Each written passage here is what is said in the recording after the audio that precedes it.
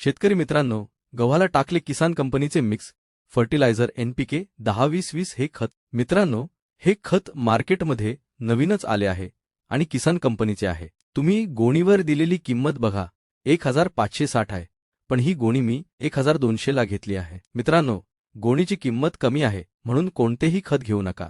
शेतकरी मित्रांनो, आता 10-20-20 आणि 10-26-26 या खतांमधील फरक बघू. 10-20-20 या खतामध्ये नत्र 10% आहे, स्फुरद 20% आहे, पालाश 20% आहे. तसेच 10-26-26 या खतामध्ये नत्र 10% आहे, स्फुरद 26% आहे, पालाश 26% आहे. मित्रांनो, 10-20-20 या खतामध्ये घटक मध्यमान ही कमी स्वरूपात आहेत, पण 10-26-26 या खतामध्ये घटक जास्त प्रमाणात आहेत. मित्रांनो, जे खत आपण कायम वापरत आहोत तेच खत शक्यतो वापरा. नवीन खतांची माहिती नसते.